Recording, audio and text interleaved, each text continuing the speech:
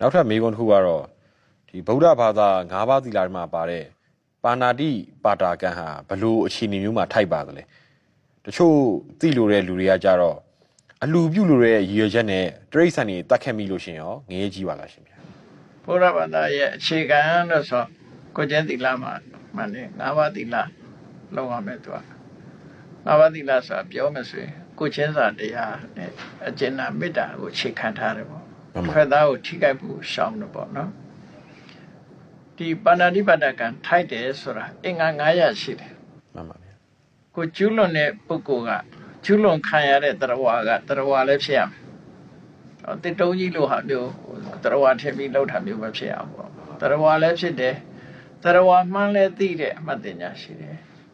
သိစီလူတဲ့စိတ်လည်းရှိတယ်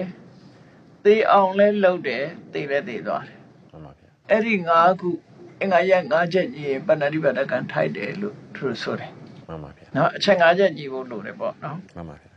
တရားဝါမှန်းလည်းကိုယ်သိတယ်တရားဝါလည်းမှန်တယ်တရားဝါမှန်လည်းကိုယ်သိတယ်ဒီကောင်ကိုသိစေခြင်းနဲ့စိတ်လည်းရှိတယ်သိအောင်လုပ်တဲ့ပြောကလည်းပါတယ် မှန်ပါ တခုသိလည်းသိသွားတယ်ဆိုရင်ဒါပဏာတိပါဒကံထိုက်သွားပြီ မှန်ပါဗျာ ဒါတခုနော် မှန်ပါဗျာ အလူပြုတ်လို့တဲ့ရည်ရွယ်ချက်နဲ့တရိษံတတ်ခဲ့ပြီအလူပြုတ်ရင်းနဲ့ဆိုတာတော့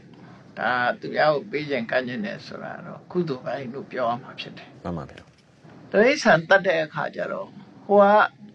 ရည်ရွယ်ချက်ကိုသာပြောတာအလူပြုတ်လို့တဲ့ရည်ရွယ်ချက်ကတခု မှန်ပါဗျာ အဲ့ဒါကအလူပြုတ်လို့ရရဲ့ဆိုတော့ကောင်းတယ် မှန်ပါဗျာ အဲ့ဒီအပိုင်းကကုသိုလ်လို့ပြောလို့ရတယ် မှန်ပါ တရိษံတတ်ပြီဆိုတဲ့အခါကျတော့သူ့မှာကိုချင်းစာတရားနဲ့အကျဉ်းသားတရားတွေပြက်ကွက်သွားတယ် မှန်ပါဗျာ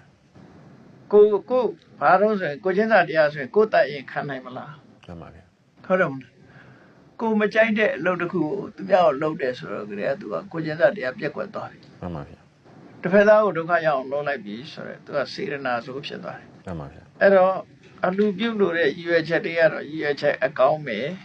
သို့တော့တရိษံကိုတတ်လိုက်လို့ရှိရင်အဲ့ဒီတတ်တဲ့ပြစ်မှုကတခြား မှန်ပါဗျာ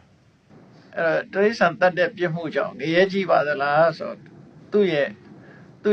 စေရနာသောတွေကတော့အပင်ငရဲကိုချစေနိုင်တဲ့ဟာတွေကြီးပဲအကုန်လုံး မှန်ပါဗျာ နော် မှန်ပါဗျာအဲ့ဒါဆိုလို့ရှိရင်အလှပြုတဲ့အတွက်လည်းကောင်းမှုကုသိုလ်ရမယ်တရိษံတက်တဲ့အတွက်လည်းအကုသိုလ်ဖြစ်မယ်လို့ပြောတာလားရှင် ဖြစ်တယ်ဒါမျိုးဟိုရောထွေးနေတာလို့ခေါ်တယ်ပေါ့ မှန်ပါဗျာ ရောထွေးနေလို့ခေါ်တယ် မှန်ပါဗျာ ဥပမာမဲ့ဇလန်နေရှိတယ် မှန်ပါဗျာ မုတ်ဆိုးတယောက်ဟာသားကောင်တတ်လာတဲ့တတ်တော့ကတော့သူစားဖို့တတ်တာပဲ မှန်ပါဗျာ ကြောင်ချဖို့လည်းဖြစ်ပဲပေါ့ မှန်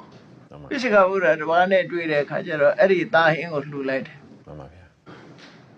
သူကဒီဘဝမှာလာပြီးတော့ချွတ်တရားရတယ်ဆိုရင်